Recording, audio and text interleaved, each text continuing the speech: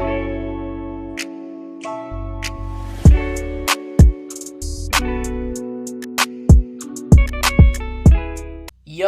how is it going, Bears fans? Welcome back to another episode of Beared Down Uncut, where we talk everything Bears every day of the week. Which Bears draft pick will be the best during his time in Chicago? What about the late round guys? Today, we answer these questions and more in episode 16 of Beared Down Uncut. Welcome to the show, guys. I said it in the last episode. Thank you so much for 1,000 subscribers. We're about to hit 1.1K. I am your host, Chris Maltby. Thank you very much for joining me. I'm joined by my co-host today, Parth Shaw. Parth, what's going on? How are you feeling about hitting 1K? I'm excited. It was amazing. One of the best feelings in the world so far. It's just getting better from now on, 2K. Absolutely. Next. I mean, exponential growth. We worked so hard for 2 years to try. I mean, we weren't consistent ever, but we ended up working hard, getting the 1K, and it's just the beginning. So let's get right into it. So I would like to say, if there's any annoying noise in the background, I've got lawnmowers at my house right now, and that's pretty annoying. But let's just get right into this. Episode 16 of Uncut, guys. I'm going to quickly run you through the college stats of all the Bears' rookies except for the 7th-round picks, just to give you a little bit of an idea of how they produced during their days in college. And then we're going to talk about how we think they're going to do in the NFL. So Cole Kmet at Notre Dame had 43 catches, 515 yards, and 6 touchdowns during his junior season in 2019. He also had 162 receiving yards in 2018, 12 yards per catch in 2019. Jaylon Johnson played all of 2019 with a torn labrum. That being said, throughout the last 2 seasons where he's been dealing with that, mostly in 2019, he's had 77 combined tackles, 6 combined interceptions, and 15 passes defended. Let's head to the 5th round to see Trevis Gibson out of Tulsa. 54 tackles in the last 2 years, 12 sacks, 24 tackles for a loss, and a whopping 7 forced fumbles. How about that, Parth? Yeah, we're about to talk about it, but he was impressive at Tulsa. Absolutely. Head on to the next 5th-round pick. We got Kindle Vildor, someone from Georgia Southern who I've grown to like more and more as this draft process played out and as I've gotten time to think about it. 69 combined tackles, 18 passes defended in the last 2 seasons. He really steps up to the challenge when facing a tough opponent. 6 interceptions as well in the last 2 seasons for Vildor. Parth, I mean, obviously he's someone who can play in the slot. I think the most attractive thing about him is his man coverage abilities and also his versatility. He's able to play in the slot in case Buster Skrine is struggling. And he also may even be someone who's a candidate to play strong safety. So what do you think about the Kindle Vildor pick, just to sum it up in a couple words?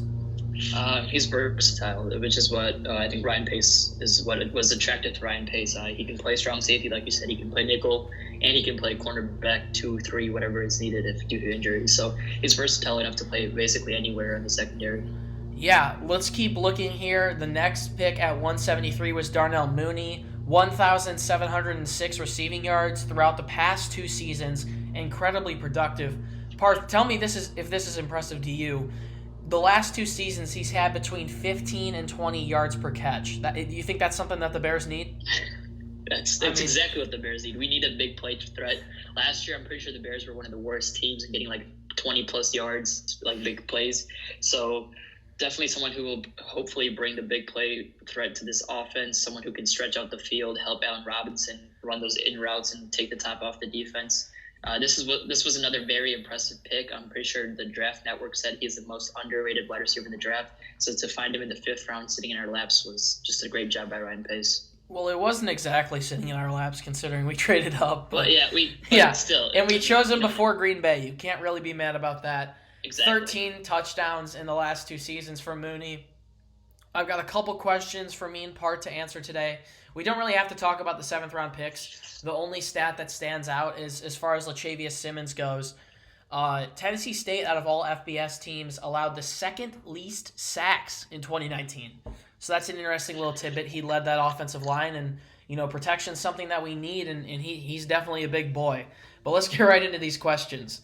And it's not doing any disrespect to Arlington Hambright either. It's just hard to talk about offensive linemen. All right, Parth. Yeah. Overall, out of all the 7 picks, who was your favorite? I mean, I know we've said this in previous podcasts, but who was your favorite pick out of all 7? I'm gonna say the same guy again, Travis Gibson. I think he's just an amazing defensive end slash outside linebacker. You said he's got what, big 7 forced fumbles, 25 In the last tackles 2 for seasons, loss. yeah. Yeah, it's just he's got all the tools to be great, and sitting behind Khalil Mack and Robert Quinn is just going to help him to grow even more. I think he can become a great pass rusher for the Bears in the future. Jaylon Johnson is going to be my favorite. He did something very bold this morning, and I think it was intentional. He chose the jersey number 33. Do you know the famous Bear that wore 33? You know, he likes the punch balls. Yep. Peanut Charles Tillman. Jaylon Johnson has spoke this week saying he wants to be the Rookie Defensive Player of the Year. He wants to win a Super Bowl. He wants to go to the Pro Bowl. He wants to be a starter. He has really high expectations for himself. He's a dog. He played through the entire 2019 season with a torn labrum. He's someone who I think is going to come in, is a really talented player, and be one of those next cornerbacks in Chicago that thrives, like a Charles Tillman, like a Kyle Fuller. I think it's going to be really good. So that's my favorite pick. Now let's get into the pudding of this one, the meat and the bones, whatever you want to call it. Parth, out of the second rounders, Kmet and Johnson, and this is probably a tough question to answer, who do you think turns out better during their tenure in Chicago? I love Jaylon Johnson. I think he can become a great player, but I have really high hopes for Cole Kmet. I feel like this man can become a top tight end in the league. I mean, we all know how well Kansas City and Philadelphia use their tight ends, and Matt Nagy coming from the same coaching tree. Having a guy like Cole Kmet is only going to make him much better. I feel like Cole Kmet's going to become a top 3, top 5 tight end in the league in a couple of years. I got really high hopes for him, especially because he's a Chicago kid. I just love it's just a dream come true for him, and a dream come true for many Bears fans like me who just love to have a great tight end on the field. I mean, it would sure be nice if he pans out how we want him to, especially with the draft capital we put into him. And the misfortune that the Bears have had with tight ends throughout the last couple of years. You know, Zach Miller went down. Deion Sims wasn't great. Adam Shaheen hasn't been great. Trey Burton has a great season and then gets injured and can never play again. The Bears need to turn it around at tight ends. And I'm going to go ahead and agree with you with Kmet. You know, I like Jaylon Johnson a lot. I think Kmet can really be special. You know, Notre Dame coach Brian Kelly said Kmet is ahead of, if not on path, with how Travis Kelce and Kyle Rudolph were coming out of college. And even if Kmet, I mean, obviously we want him to turn into a guy like a Kelce as far as a stylistic standpoint goes, because that's Andy Reid's offense, and Matt Nagy will run a pretty similar offense. But I don't think we'd be mad if Kmet turned out to be like a Kyle Rudolph, you know, someone who's there all the time, very productive, all over the field, can block, can catch. So I don't think we'd be mad about that. I think Kmet turns out as a really good pick, the number 1 tight end in the draft. I think the Bears hit on this one. Parth, let's head to the 5th round. You know, Gibson, Vildor, and Mooney, there's 3 great options here. I would even call Kindle Vildor a great option. I think he's a really underrated pick. But out of the 5th round picks, which do you think turns out the best? Same question, but with the 5th round guys. I love Gibson, but I'm also going to say Mooney for this one. I feel like Mooney has just a better chance to become great off the bat. You know, Mooney's our deep threat right now, him, Ted Ginn, and Trevor Davis. But Mooney has the best opportunity to become the guy for the long term, as he's just much younger. So I think Mooney has the opportunity to take the top off the defense, come in, hit those big plays right off the bat. You know, I feel like Mooney can become one of the wide receiver 3 for the Bears in the future as well. And I can definitely tell that you guys can hear my lawnmowers in the background. But anyways, I'm going to go ahead and agree with you and say Darnell Mooney. You know, Tom Pelissero was on NFL Network yesterday saying that he thinks that the Bears are going to use Mooney similarly to how the Chiefs used Tyreek Hill, and just the thought of that is very attractive. You know, I think we already tried the Tariq Cohen experiment. As surprising as it may be to hear, I don't think anyone here at Beared Down thinks that Cohen's going to be on the roster past 2020 unless he has an impressive year, returning to that 2018 form. So Mooney's going to have the chance to learn under a deep threat like Ted Ginn, who's been productive in many different places, a grizzled veteran who's going to show him the ropes, and he'll be able to take over sometime down the road. You know, as long as if Ted Ginn isn't healthy, he'll be able to step in. But if not, he'll be able to learn in the footsteps of someone who I think is a very good wide receiver in this league. Yeah, I mean, that's an interesting one. And then finally, Parth, one more question for you. Latavius Simmons, Arlington Hambright, out of those 7th round offensive linemen, who do you think will have more success? I'm going to go first and say Arlington Hambright, and for one reason, and that reason is he's playing guard. People complain about the tackles, Leno Jr. and Massey, but they get the job done like half the time. We haven't really been able to do things with the guard position forever because we had guys like Rashad Coward in there. Kyle Long was hurt, ended up retiring.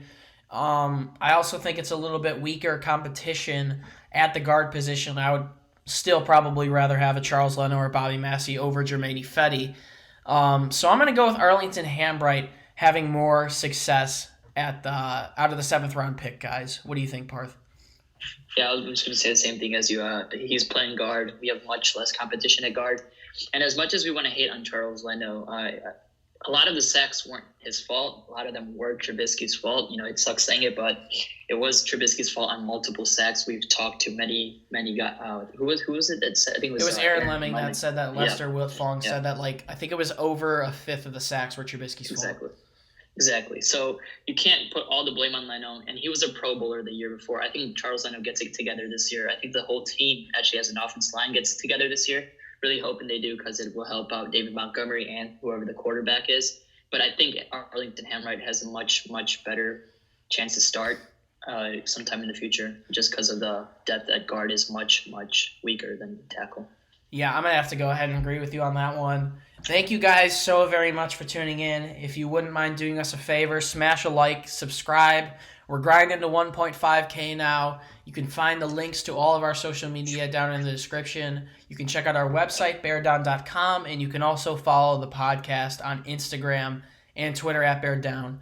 Thank you guys for tuning in. You heard our thoughts about all the rookies mostly. I mean, you heard all their stats, and we compared them, matched them up, and gave our predictions as to who's going to succeed in Chicago. Obviously, we hope that all these guys end up turning out well, but that might not happen, It's rare that you hit on all the picks of the draft. Parth Shaw, any last words? Cole Kmet, Offensive Rookie of the Year. Let's make it happen.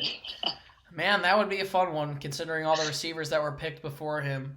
Stay safe, Chicago. As always, bear down. I'm your host, Chris Malpe. Thank you for tuning in, and peace.